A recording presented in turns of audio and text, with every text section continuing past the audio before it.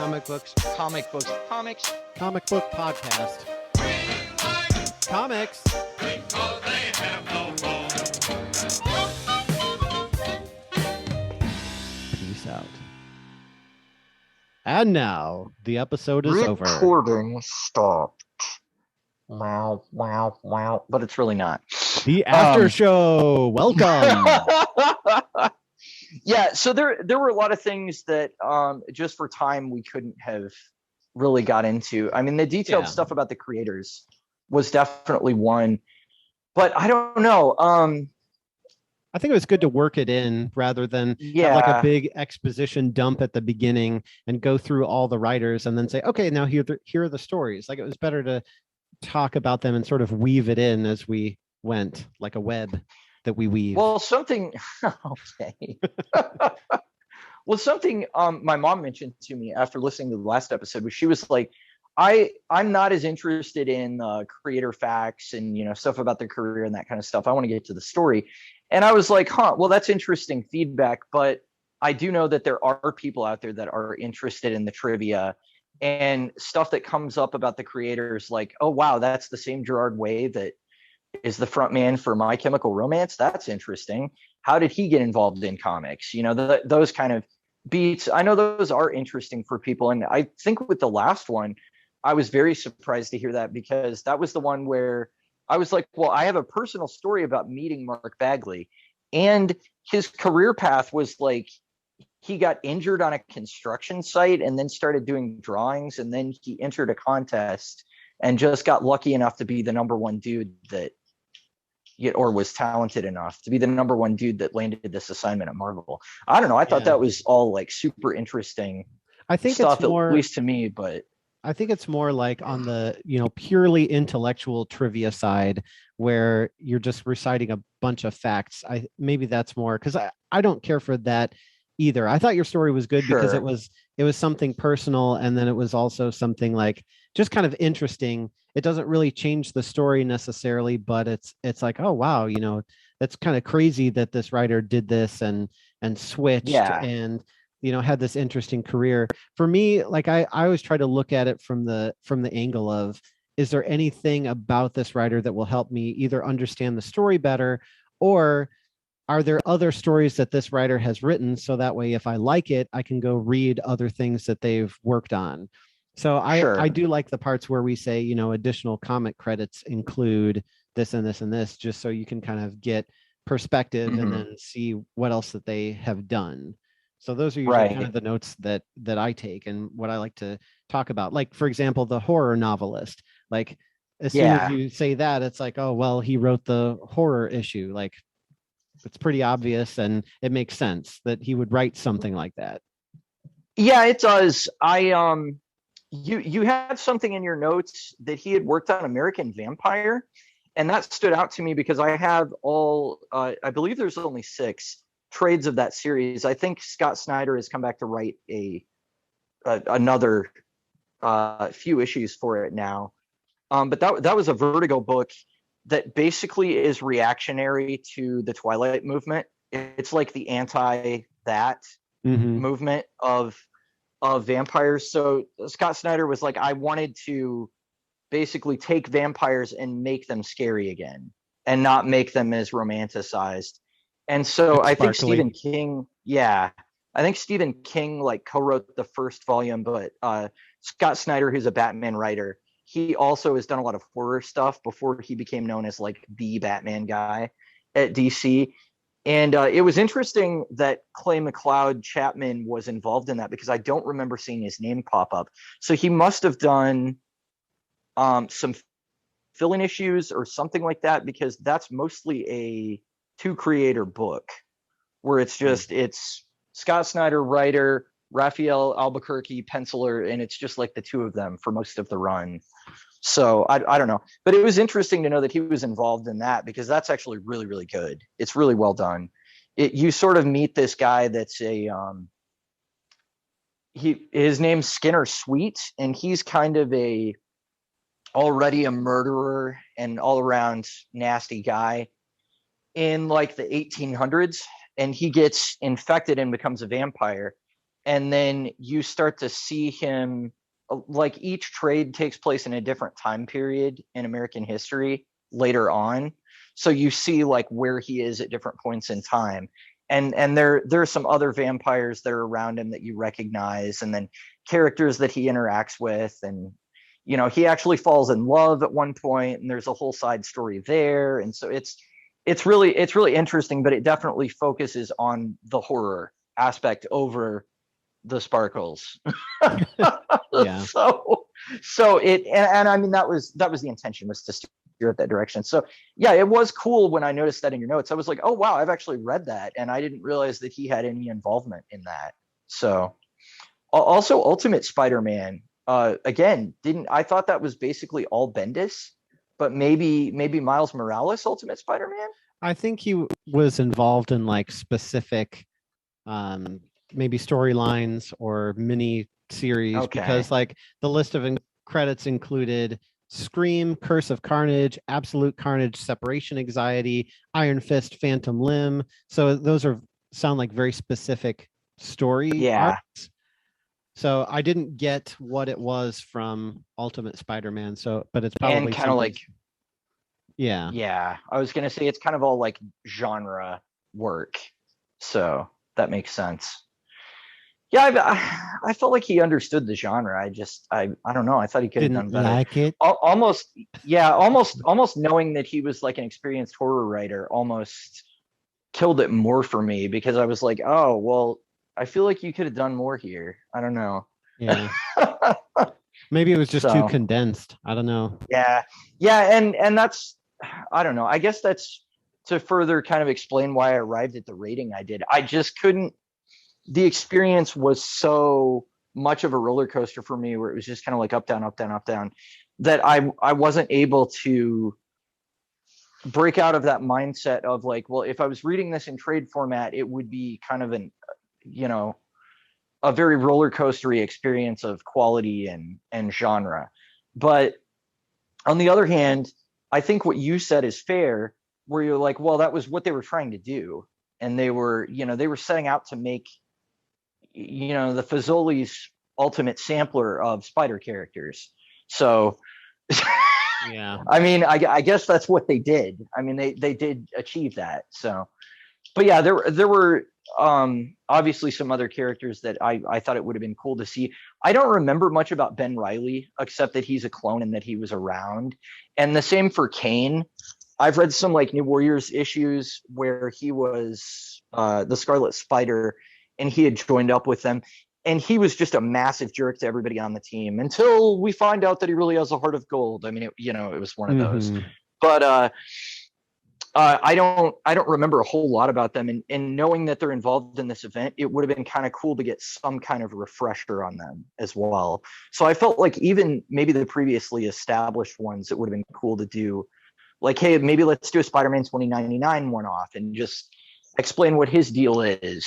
He's in the future, like fighting mutants or something. I don't remember. Well, that's exactly what I was kind of saying was, I would rather this be like Window of Spider-Verse, where you get to see the different characters just as they are, without any Spider-Verse ties, without any of the, Moreland coming and killing them off at the end, but just here are the characters, like little featurettes for each character, where you get to have a short little story, and then that's it. And you don't try to jam pack like, oh, here's the origin and here's all this stuff, just a quick, like, here's a story about a spider character. And then that way, if it's a one-off, you don't have to worry about establishing all the mythos around it and how did they come to be and what's their motivation and whatever. It's just like, just tell me the story of what's going on.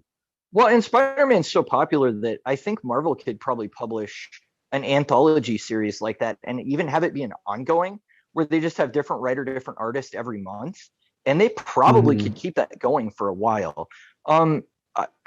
Unfortunately, I've read or I've heard from I was listening to another podcast, the Badass podcast, Batman Animated Series Show podcast, okay. Where Sean Murphy, who's the penciler and writer of the Batman White Knight series, is talking about like some industry stuff. And he said that he pitched an anthology series to DC, and all their editors are convinced that those don't sell.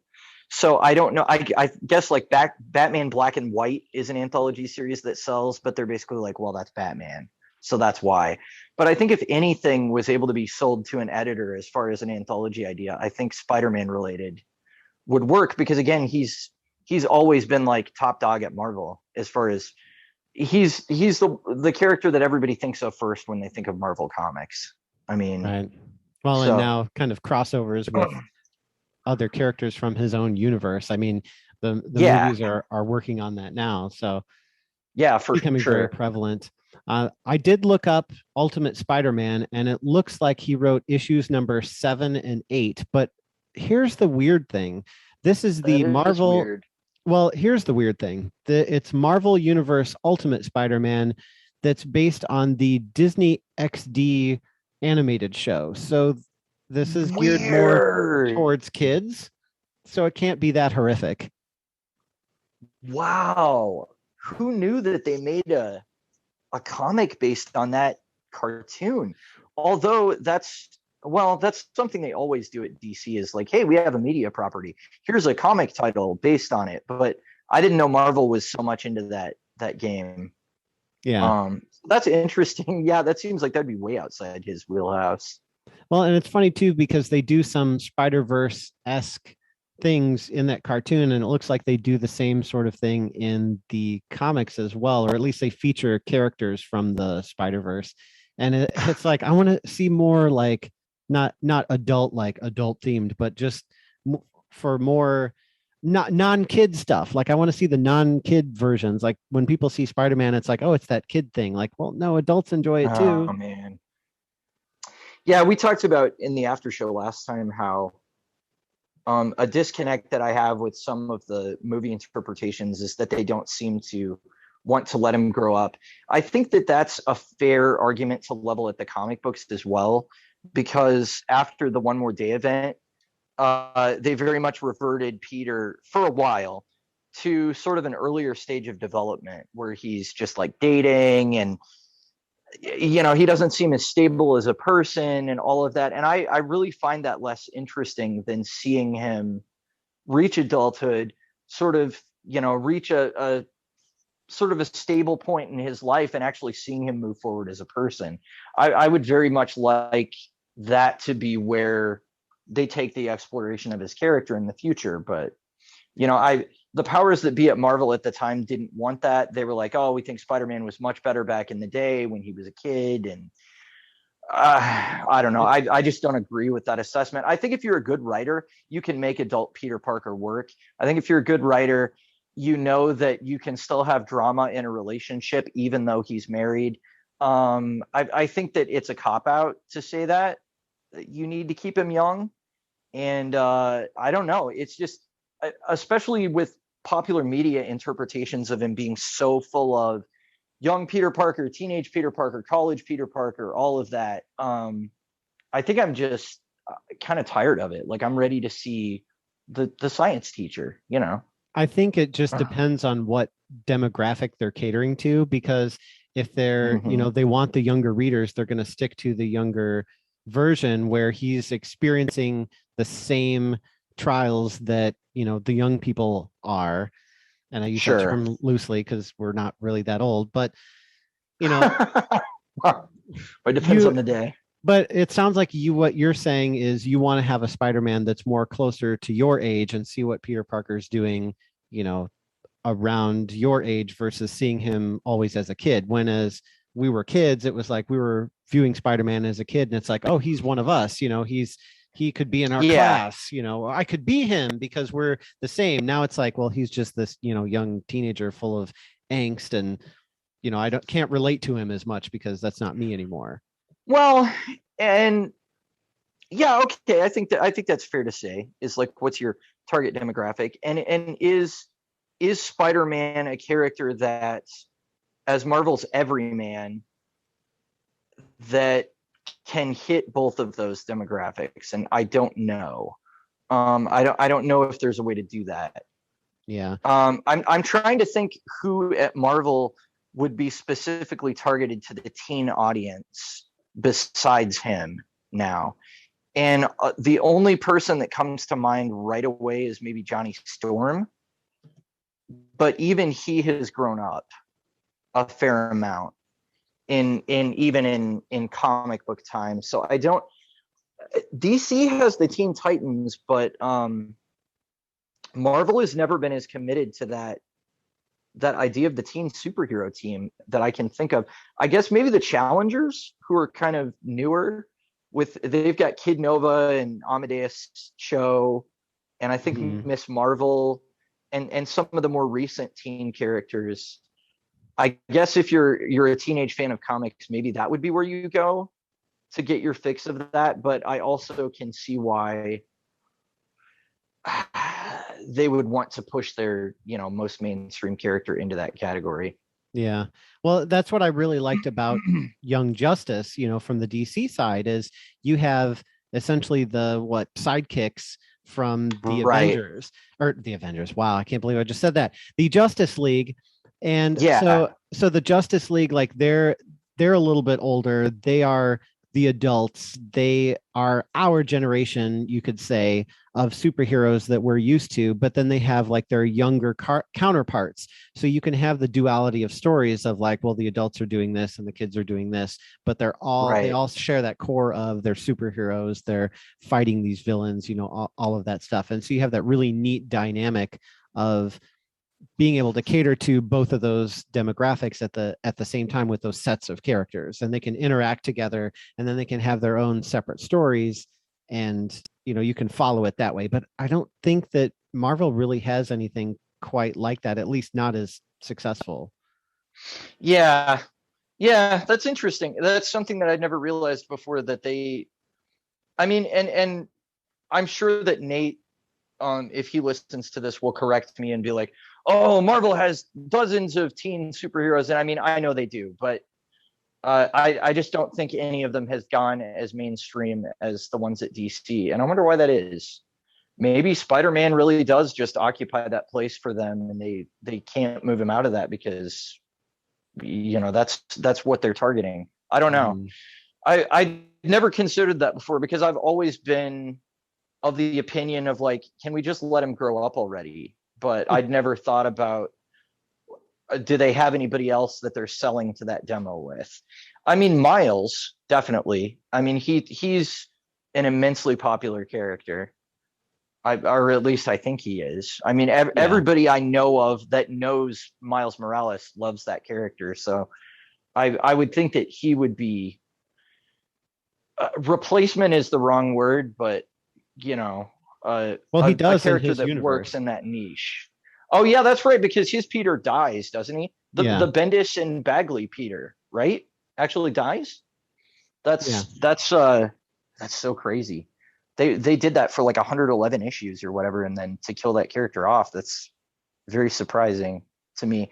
I didn't know that happened until like super recently, but I guess that's been part of the Ultimate Universe continuity for a very long time. So I don't know. Yeah. What else is there? Nick Cage's Spider-Man Noir was like perfect in the movie. He's just got that kind of like drawl, even like, kid, you wouldn't want to know about my past. That kind of that, I don't know, that just works really well. Yeah. So that definitely. Yeah, this was definitely fun. I wasn't sure how we were going to be able to do it. And I don't know, maybe in the editing room you'll be like, oh man, we really bounced around a lot, but I don't know how it was possible to cover this without bouncing around a lot. No, I think it went well, and like I chopped a lot of my Spider-Verse history lesson out, because I was looking at it like, okay, what's really relevant for this? Kind of just give you a general overview and not go into all the little details here and there. But maybe that's like either spin-off episode, or maybe like a blog post or something that's like, hey, if you're interested about this Spider-Verse thing, here's, kind of a timeline of how it shaped up to be and some of the influences. And if you're interested more of what you can go out there and find, because I would like to play the Spider-Man Shattered Dimensions, but I don't know that I can find it anywhere. Yeah, that was on PS3 360, I think. Yeah. I don't know if it's been ported over to modern systems because I don't know how successful it was. Well, if I can get a I disc somewhere, I still have a PS3 that's working, so I guess I Oh yeah, I could do play too. it that way. But Yeah, that's true. Yeah, that's interesting to know that he did writing on a video game though. Dan Slott is just one of those guys that is kind of like always solid. I mean, yeah, it's funny that I haven't read probably his most notable run in comics, which is his amazing and superior run, but I've read a lot of his other stuff. I mean, he wrote most recently he was the main writer on Fantastic Four for the relaunch, but before that he did a really good run on Silver Surfer. I learned about him on She-Hulk because he just has a great run on that. I really, if they adapt anything for the TV show, I hope it's his run because it's super funny and yet it still has like the big superhero beatdown moments in it too. And it was just the perfect tone for her character. So I really hope that they do that in the TV show. Dan Slott's also written children's comics. He wrote some Ren and Stimpy, and he actually put Spider-Man in an issue of Ren and Stimpy, and they fight Powdered Toast Man. What?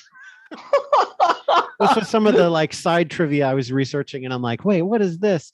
He also wrote some Scooby-Doo, Looney Tunes, and Powerpuff Girls. Oh my gosh. Hey, Powerpuff Girls is not for kids, man. That's for sure. That's you think it's for like little kids when you look at the animation style, but then you like turn it on and you've got Bubbles going hardcore and she rips a spike off a monster's head and throws it through its throat. There's like blood coming out and everything. Yeah. I just remember watching that when I was younger, like, oh my gosh, this is awesome. This is like Dragon Ball Z. Yeah, he's written for all the classics. Animaniacs is on here. Dexter's Laboratory, Earthworm Jim. Those all had comics? Yeah, or he wrote for those shows? Oh, no, they had comics. So Earthworm Jim, 1994 run and gun platform. That's the actual video game series. But because it says Marvel Comics 1995 issues 1 through 3. Wow. So that's probably when the animated series was running too. So Earthworm Jim in the soil he did crawl. I don't know why that theme song is like so catchy. So yeah, well that's cool, man. I don't know where else to take it from here except that that was fun, and I hope you don't take it too personally that my opinion was lower than yours. I think I was just looking at it from a different angle. Yeah, I was looking at it as a complete work instead of 5 vignettes, which it's kind of, I guess, more 5 vignettes, but it was hard to give a number rating to something that was 5 completely different things. Yeah, it's a collection, but it's a collection of unrelated, completely different stories. So yeah, how do you summarize it overall? But I was just glad you didn't say too many things about Spider-Gwen, because that was going to be a longer conversation. No, so when I got into it, I was just like, honestly, it just left me wanting more than the other stories did. And I guess, again, I know that they were going to do an ongoing for her, so it makes sense to leave stuff up to the reader to, wonder about. But having only read that one issue, I was just like, oh man, I wanted more development on this character or that character, or I just felt like it needed to be fleshed out more, and I realized that that's coming. But I also didn't think it was completely fair to rate it on what I know is coming versus what's just in this issue, I guess. Right. So, well, and we've done that Mm. before, like with Hellboy and Yeah. Fables. This is the first set of issues, the first story. So we're going to judge it as far as like an introduction rather than, well, I guess we gave Hellboy an extra point, just saying like it really, it sparked so much. Yeah. That we'll give it certain liberties. Fables was different though, because it felt a lot more fleshed out, and it felt a lot more. It did. Like we from the get-go know exactly what we're doing and what we're going to do. Mhm. And so that's why I felt like I could rate it a little harsher than like Hellboy that was like, hey, we're Yeah. sticking our toe in the water and we're going to check this thing out.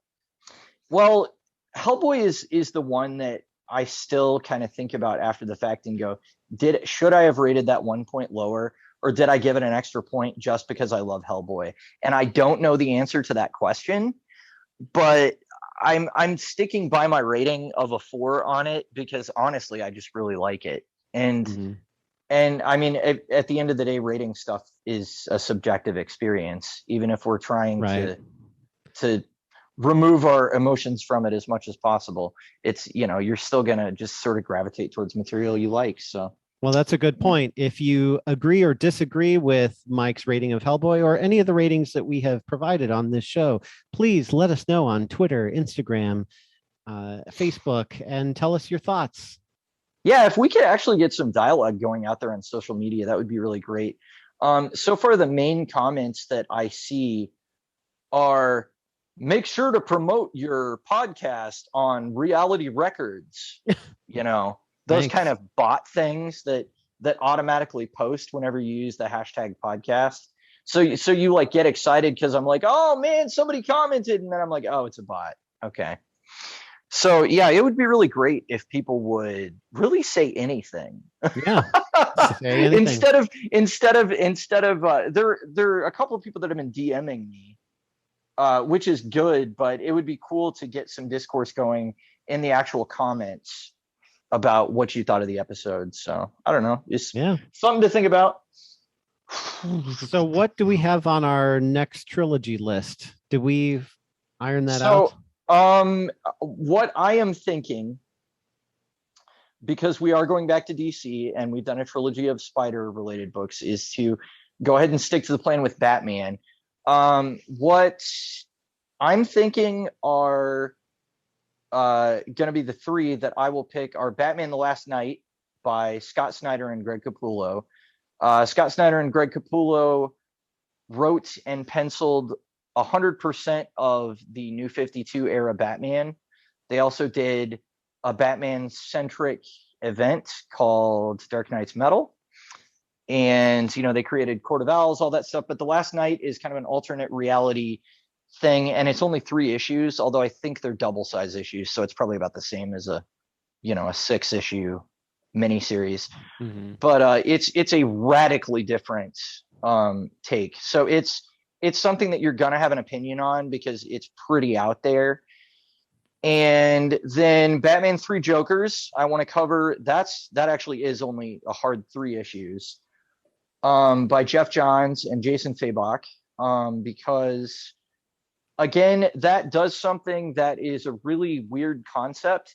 It kind of makes it work, but it also, let's put it this way. After 6 years of waiting for them to develop that premise, was there any way for it to live up to the hype? That's a good question to ask there. And then I think the first trade of Tom King's Batman run. So the interesting thing about that is, while Tom King's Mr. Miracle was very, very dark, I think his Batman is more optimistic than any of those other 2 writers. So this will be cool because it'll be it's definitely his take. I think there's an interview where he said Batman is an engine for changing pain into hope. And that's basically his idea of who Batman is. So that informing it means that he takes a very different angle on the character than some of these other writers do. Scott Snyder is more of the Batman is the Bat God. He can do no wrong. Nothing will defeat him. He's prepared for anything and he'll always win. That's kind of, he doesn't take it quite as far as what I said, but there are sequences where he does things that you're just like, okay, that stretches credulity a little bit. So all 3 of these writers have really different understandings of the characters. So I think that'll be interesting to dive in and, figure out what we think of each one. So, all right. Yeah. I look forward to it. All right, man. Well, this has been yet another after show after the Edge of Spider-Verse episode. We thank you for listening, and Peace out. Peace out. We like Comic books big